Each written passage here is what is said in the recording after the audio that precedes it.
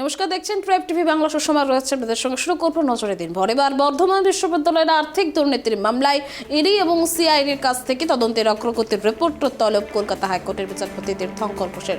মামলার পরবর্তী শুনানি 27শে ফেব্রুয়ারি। এই নিয়ে বিস্তারিত কথা বলবো। টেলিফোন লাইনে আমাদের প্রতিনিধি রয়েছে রেমিক বাজি। রেমিক, বর্ধমান বিশ্ববিদ্যালয়ের যে আর্থিক দুর্নীতি মামলায় ইডি এবং সিআইডির কাছ থেকে তদন্তের অগ্রগতির রিপোর্ট তলব করেছে কলকাতা হাইকোর্ট, এ বিষয়ে বিস্তারিত আপডেট দাও। দেখো, তোমাকে বলে রাখি যে এই মামলা কলকাতা হাইকোর্টে দীর্ঘদিন ধরে চলছে। বর্ধমান বিশ্ববিদ্যালয়ে অন্তত 22 লক্ষ টাকার আর্থিক দুর্নীতি হয়েছে, এইরকম অভিযোগ তুলেছিলেন বিশ্ববিদ্যালয়ের প্রাক্তন রেজিস্ট্রার। এমনই অভিযোগ ছিল এবং তিনি কলকাতা হাইকোর্টের দ্বারস্থ হয়েছিলেন এবং তার অভিযোগ ছিল যে বিশ্ববিদ্যালয়ের বর্তমান রেজিস্ট্রার এবং ফিনান্স অফিসার মূলত এই আর্থিক দুর্নীতির সঙ্গে জড়িত রয়েছে এবং এই মামলাতে দুটি রাষ্ট্রায়ত্ত ব্যাংকের নামও কিন্তু জড়িয়েছে এবং সেই ব্যাংকগুলিতে দুর্নীতির টাকা রাখা হয়েছিল বলে সন্দেহ করা হচ্ছিল। সেই পরিপ্রেক্ষিতে কিন্তু আমরা অতীতে যে শুনানি হয়েছিল, আগে এই মামলার শুনানি চলছিল বিচারপতি অমৃতা সিনহার এজলাসে। তিনি কিন্তু সেই দুটো রাষ্ট্রায়ত্ত ব্যাংকের থেকেও রিপোর্ট তলব করেছিলেন এবং ইডি এবং সিবিআই, ইডি এবং সিআইডি কে দ্রুত তদন্ত করার পাশাপাশি তাদের থেকে তদন্তের অগ্রগতি রিপোর্ট কিন্তু চেয়েছিলেন। পরবর্তীকালে ডিটারমিনেশন কলকাতা হাইকোর্টে চেঞ্জ হয়ে যাওয়াতে, পরিবর্তন হওয়াতে এই মামলা বর্তমানে যায় হচ্ছে বিচারপতি তীর্থঙ্কর ঘোষের কাছে এবং তীর্থঙ্কর ঘোষ কিন্তু আজকে এই মামলাকে সরাসরি কিন্তু প্রশ্ন তুলেছেন যে একদম যেটা আজকে মামলাকারী যিনি আইনজীবী ছিলেন শামীম আহমেদ, তিনি যেটা জানিয়েছেন যে এই মামলায় এখনো পর্যন্ত সাপ্লিমেন্টারি এফিডেভিট কিন্তু কলেজকে জমা দিতে বলা হয়েছিল এবং ব্যাংক এবং ইডিকেও রিপোর্ট জমা দেওয়ার নির্দেশ দেওয়া হয়েছিল, কিন্তু এখনো পর্যন্ত সেই এখনো পর্যন্ত চার্জশিট কেন জমা পড়েনি সেই প্রশ্ন কিন্তু আজকে তোলেন বিচারপতি তীর্থঙ্কর ঘোষ এবং যেটা ব্যাংকের তরফে আইনজীবীকে প্রশ্ন করেন বিচারপতি যে আপনাদেরও রিপোর্ট সাবমিট করার কথা ছিল 6 মাস পরেও আপনারা কেন রিপোর্ট দিতে পারেননি। ব্যাংক থেকে শুরু করে বিশ্ববিদ্যালয় কর্তৃপক্ষ প্রত্যেককে কিন্তু আজকে প্রশ্নের মুখে পড়তে হয়।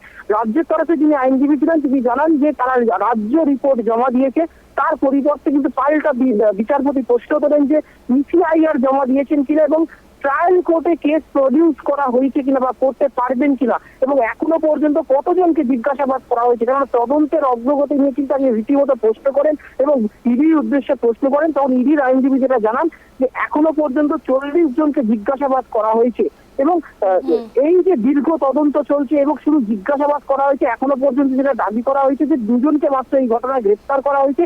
সেখানেই কিন্তু আজকে আইনজীবী শামীম আহমেদ কিন্তু প্রশ্ন করেন যে রেকর্ড যদি নষ্ট হয়ে যায় বা রেকর্ড যদি নষ্ট করে দেওয়া হয় তাহলে তদন্ত করে কি লাভ, কারণ এখনো পর্যন্ত এই মামলায় সেইভাবে কোনো গুরুত্বপূর্ণ অগ্রগতি কিন্তু তদন্তে দেখা যায়নি। তখন বিচারপতি পাল্টা প্রশ্ন করেন যে তদন্তকারী আধিকারিক জানাচ্ছে না তাদের কোনো অসুবিধা হচ্ছে কিনা, মানে ইডির পক্ষ থেকে বা সিআইডির পক্ষ থেকেও এটা বলা হচ্ছে না যে তাদের তদন্ত করতে কোনো বাধার সম্মুখীন হতে হচ্ছে কিনা।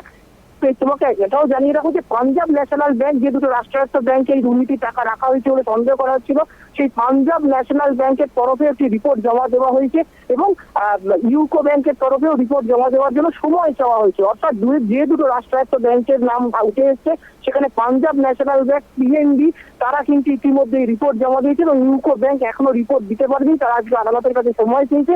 এই কারণে আজকে কিন্তু মামলার সব পক্ষের বক্তব্য শোনার পর আগামী 27শে ফেব্রুয়ারি আবারও এই মামলার দিন ধার্য করেছেন শুনানি বিচারপতি তীর্থঙ্কর ঘোষ এবং সেই দিন কিন্তু যেমন ইউকো ব্যাংকে তাদের রিপোর্ট জমা দিতে হবে, পাশাপাশি ইডি এবং সিআইডির কাছ থেকেও তদন্তের অগ্রগতির রিপোর্ট কিন্তু তলব করেছেন বিচারপতি তীর্থঙ্কর ঘোষ। সুষমা, ধন্যবাদ রেমিকে। একদমই যে খবর উঠে আসছে, বর্ধমান বিশ্ববিদ্যালয়ের আর্থিক দুর্নীতির মামলা ইডি এবং সিআইডির কাছ থেকে তদন্তের অগ্রগতির রিপোর্ট তলব কলকাতা হাইকোর্টের বিচারপতি তীর্থঙ্কর ঘোষের। মামলার পরবর্তী শুনানি রয়েছে 27শে ফেব্রুয়ারি।